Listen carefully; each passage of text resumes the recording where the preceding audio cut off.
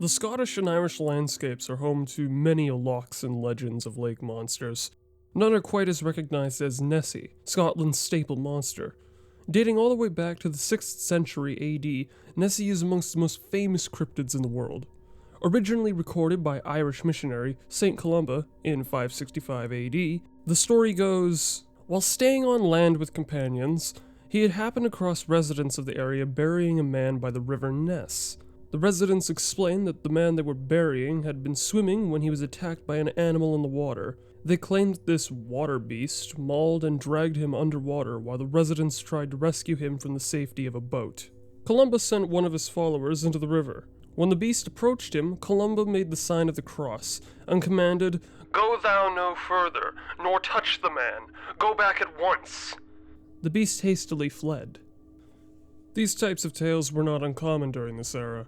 Sea monsters were all the rage in medieval biographies. There is plenty of debate between skeptics and believers surrounding this age-old story.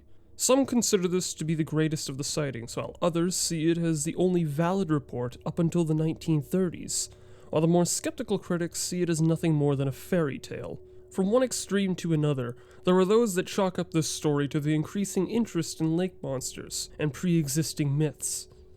This may also have something to do with the earlier tale of St. Patrick, patron saint of Ireland, who, according to legend, expelled all snakes from Ireland. St. Columba may have combined this legend along with previous lake monster and sea monster stories in order to create his own. We'll never know for sure what had happened or what he had seen that day, if anything at all. Although the prospect of fantastical lake monsters is a fascinating one, there are better explanations for such creatures that are equally bizarre, or even more so.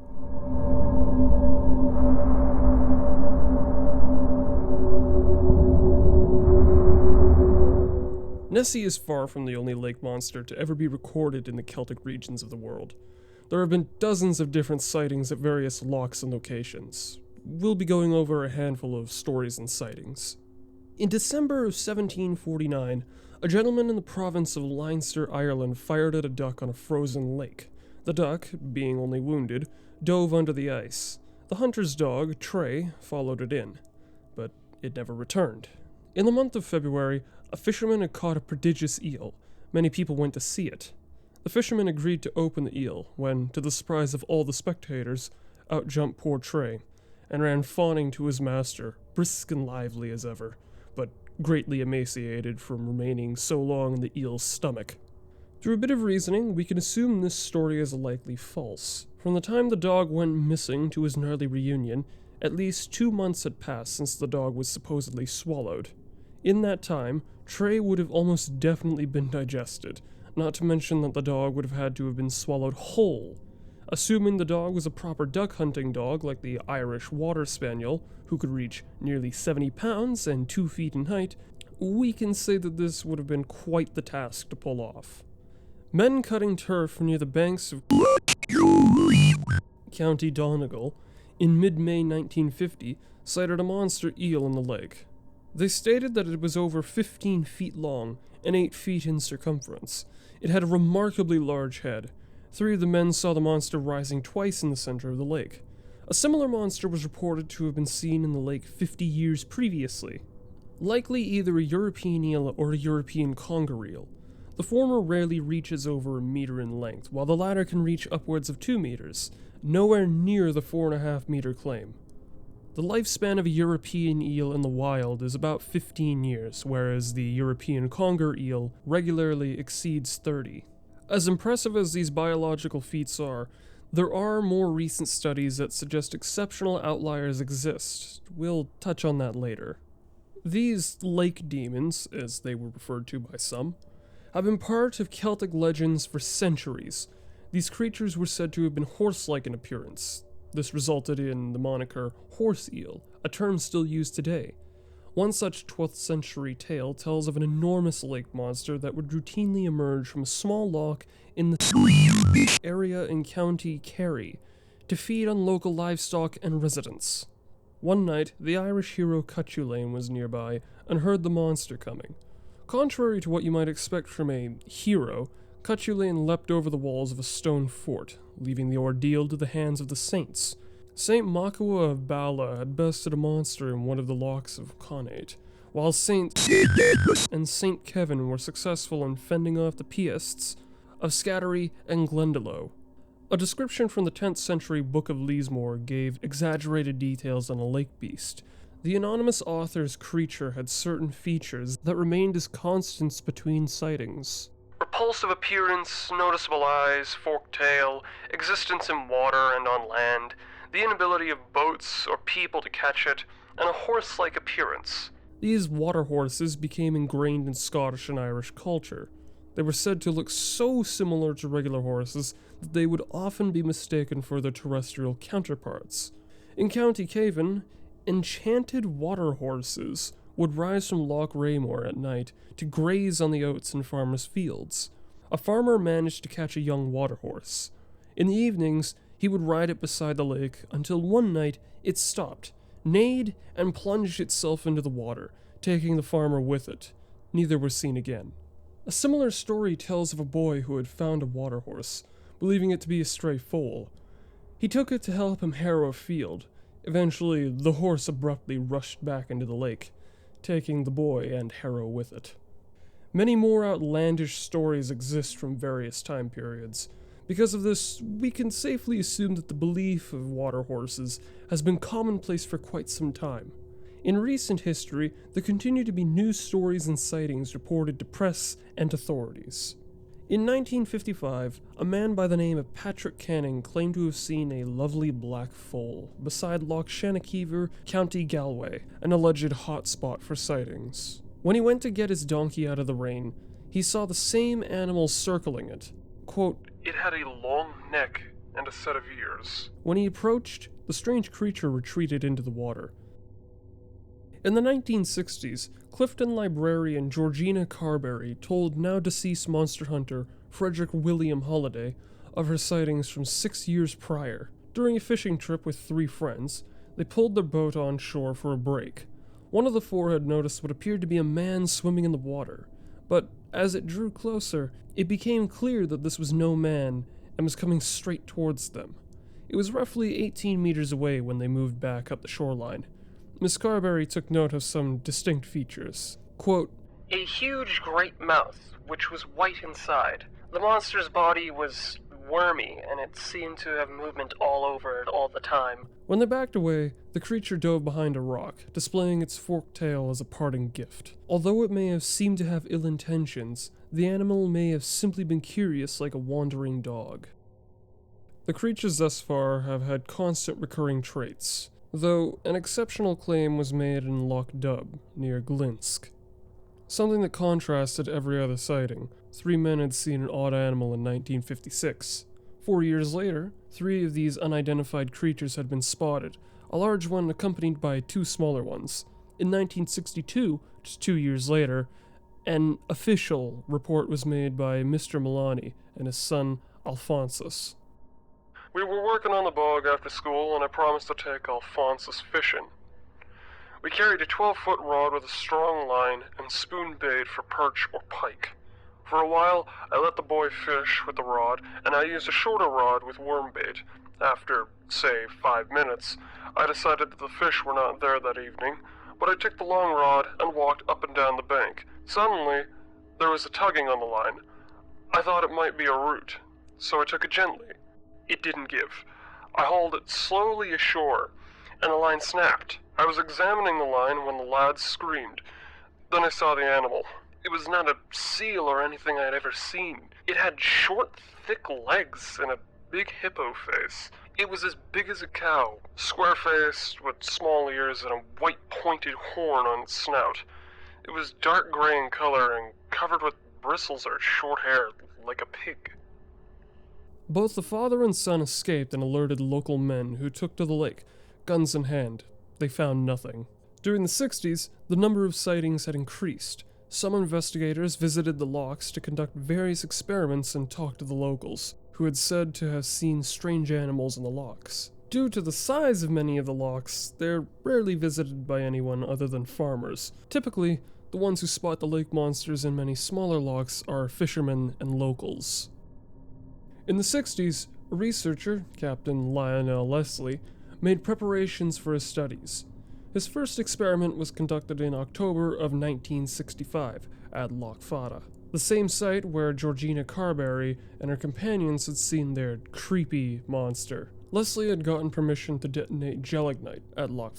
He intended to create a large shockwave that would disturb the monster and cause it to surface. To his success, a blackish object surfaced 10 seconds after the explosion. Captain Leslie and his companions had watched it writhing around in the water 50 meters away. Not much in the way of detail could be seen due to splashing, however, what they saw was enough to convince them that something was in the lake, and still alive for that matter. Based on the evidence provided by supposed eyewitnesses, the lake monsters seem to be amphibious to some degree. When they're disturbed, it may not be too far-fetched to consider the possibility that they move from one loch to another in order to avoid what could be potential predators. This isn't out of the question, especially in the Connemara region, where there are vast expanses of uninhabited bogs and small lakes in close proximity to each other. This belief that the animals could be migrating between bodies of water comes from two reports from the end of the 19th century. The first describes an oversized eel that got jammed in the culvert connecting Crowlin and Derrylee Loch. It died there and partially rotted away. At Ballynahinch, a spear was made to kill an alleged 9-meter monster trapped under a bridge. Fortunately for the animal, a flood carried it away in the night before it could be killed. With only a handful of sightings, we see the parallels between them that have spanned decades, if not centuries. Long, eel-like creatures with horns, ears, heads, with large eyes, mouths plastered in white, and forked tails. With every account, the details are further cemented in the minds of locals and tourists alike. Although the sightings could be thrown into the pool of sensationalism, there are those that can look past that factor and consider other theories. Those who have been pursuing cryptids for most of their lives have formed diverse opinions on the matter. While scouring the lochs of Ireland and Scotland, F.W. Holliday wrote, "There are at least 50 credible accounts of monsters seen on land, but there is a lack of evidence for so many monsters in small Irish lochs. Monsters are certainly a fact, but they are not the sort of fact we first supposed." We've been shown some claims of massive eel-like animals lurking in freshwater lochs of the Celtic countries. The stories surrounding the sightings have attracted insurmountable attention from tourists, scientists, and locals. As to be expected, there is a divide regarding the beliefs as to what these animals may truly be. Widespread hysteria, the impossibility of a prehistoric species surviving for the past 65 million years without any evolutionary changes, or maybe it's something far less complex, while retaining a certain degree of mystery. This is the case for the directors of the UK-based Centre for Fortean Zoology, John Downes and Richard Freeman. In an interview with Richard Freeman from September of 2019, he shares what he believes the Loch Ness Monster to be. "Nessie is arguably the UK's most famous cryptid. Personally, I don't believe it's a dinosaur. What are your thoughts?" The chances of the Loch Ness Monster being a plesiosaur are nil. Plesiosaurs died out 65 million years ago. They were air breathers, so they would be seen breaching by anybody watching a loch for any length of time. They were also saltwater animals, not freshwater. However, there are some sightings that cannot be explained so easily. These, I think, refer to huge fish. The beluga sturgeon can reach 23 feet 7 inches. The Wells catfish can reach 16 feet, and were introduced to the UK by the Acclimatization Society in the 19th century. Finally, we have the European eel. There's a theory that some eels never sexually develop. Due to this, they refuse to enter saltwater, staying in their freshwater environment. These sterile eels are known as eunuch eels. These eels continue getting larger and older. Nobody knows how big they can actually get. In 2004, a group of Canadian tourists claimed to have seen an eel in the shallows of Loch Ness that was 25 feet long. In Ireland, such monsters are called horse eels. 2 eels were killed with poison at a lake near Drewstone House, County Meath, in 1907. They measured 10 and 12 feet respectively. There's one term that stands out here: eunuch eels. Eunuch refers to a man who has been castrated or sterilized. As far as the limited present-day findings can tell, these eels can continue growing and aging without falter. A few examples of extraordinary eels exist today. We'll touch on those shortly. At least 14 years prior to this 2019 interview, Richard Freeman and John Downes had begun looking into this theory of sterile monster eels. 14 years before, New Zealand geneticists searched Loch Ness for traces of unknown DNA in 2019. Only in recent years has this become the new leading theory for Nessie's existence. During the mid-2000s, when Richard and John were compiling notes on their research, a team from the Centre for Fortean Zoology had gone on 2 expeditions, one to Loch Morar and another to Loch Ness.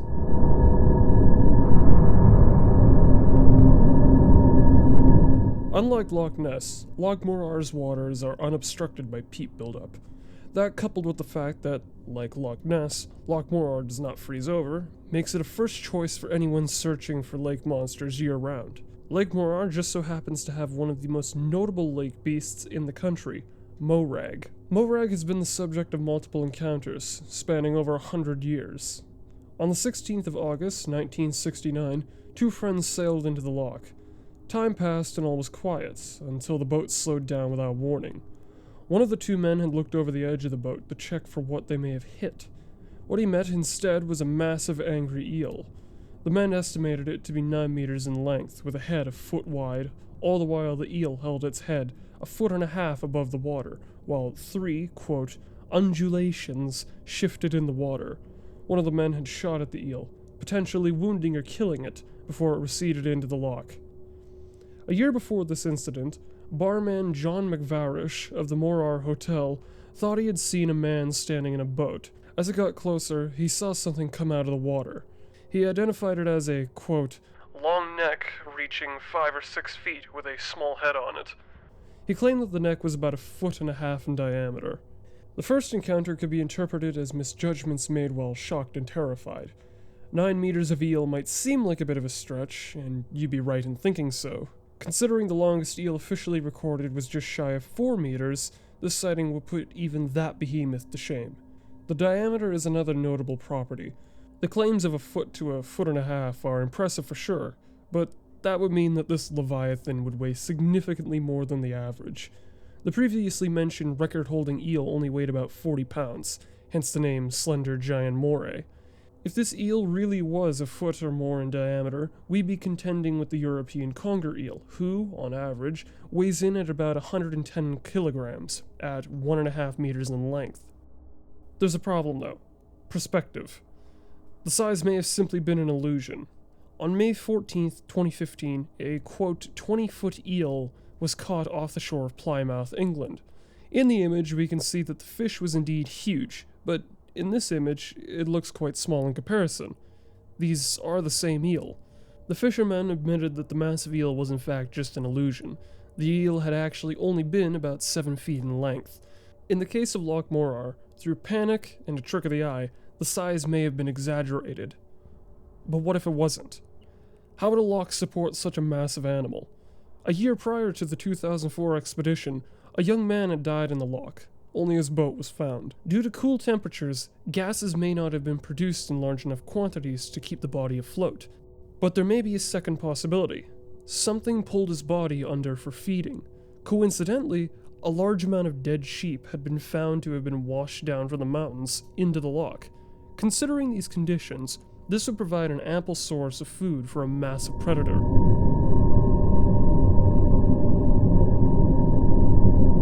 Only part of the 2005 Loch Ness expedition has been documented on the CFZ website. It's a bit lacking in the details of Loch Ness and Nessie, but makes up for it with general information pertaining to European and Unic eels. We'll mostly be covering the eels themselves rather than the loch in this section.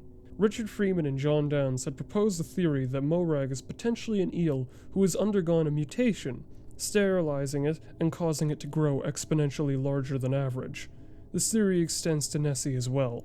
European eels move to fresh water until they reach sexual maturity, where their reproductive instincts kick in, causing the fish to swim to the sea and undergo a change in their biology that allows for travel in salt water. They swim to the Sargasso Sea in the South Atlantic, where they then mate, spawn, and die. Without this biological intuition and metamorphosis, they will remain in their freshwater habitat, continuing to grow so long as they can sustain themselves. Now, European eels only live for about 15 years in the wild. However, this is while fertile. Sterile eels have been known to live upwards of 50 years, one such example being an eel in Denmark held in a well and lived to be 55. An even greater outlier would be Pute from Sweden, who lived to be 85. There's an even more exceptional case, Ale, another eel cared for in Sweden who supposedly lived an incredible 155 years, along with a still living tank mate who is now at least 110 years old. In both cases, they were sterile. Rather than assuming Nessie to be an extinct giant prehistoric reptile, such as a plesiosaur, that would require surfacing for oxygen, which would allow for anyone patient enough to see her, a mutated eel, or multiple mutated eels, is far more likely than any other animal due to some of the incredible ages and lengths these specimens can reach. In these ideal peat layer depths, they are even more elusive than typical eunuch eels in clearer environments. Furthering this reason to believe in monstrously massive eels, in 2019, the aforementioned New Zealand geneticists searched Loch Ness for any abnormalities. After documenting the loch, they came up dry with their results. With this information laid out before you, I want to leave you with an almost fate-driven coincidence. During the expedition, Richard and John had met the now deceased Ian Cameron, the man who holds the record for the longest unbroken Nessie sighting in history. Midsummer, June 1965. I, along with a friend, was on the south shore of Loch Ness, fishing for brown trout. Looking almost directly into Urquhart Bay, when I saw something break the surface of the water. I glanced there, and then I saw it. Then it wasn't there. It disappeared. But while watching, keeping an eye and fishing gently, I saw an object surface. It was a large black object, a whale-like object, going from infinity up and came around onto a block end, and it submerged, to reappear a matter of seconds later. But on this occasion, the block end, which had been on my right, was now on my left, so I realized immediately that while in the process of surfacing, it had rotated, and with the predominant wind, the southwest wind, it appeared to be, I would say, at the stage of drifting easily across. So I called to my friend, Willie Fraser, who incidentally had a sighting of an object on the loch almost a year ago to the very day. I called him, and he came up and joined me. We realized that it was drifting towards us, and in fact it came to within, I would say, 250, 300 yards. In no way am I even tempting to convert anybody to the religion of the object of Loch Ness. I mean, they can believe it, but it doesn't upset me if they don't believe it, because I would question very much if I hadn't the extraordinary experience of seeing this object. If I hadn't seen it, I would have without question given a lot of skepticism to what it was, but I saw it, and nothing can take that away.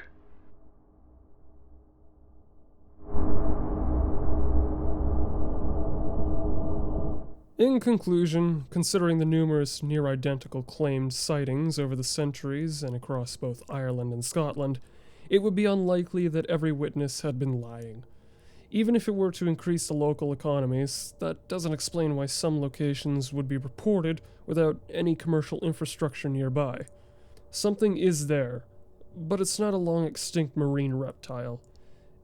If the studies conducted by New Zealand geneticists and the Centre for Fortean Zoology are anything to go by, then it is more likely that what witnesses have seen are known animals reaching unknown limits in their growth.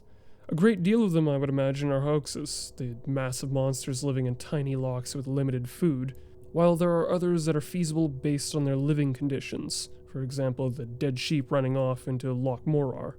I believe that the most notable and credible of these lake monsters are eels, that have grown to shatter any known records we have today.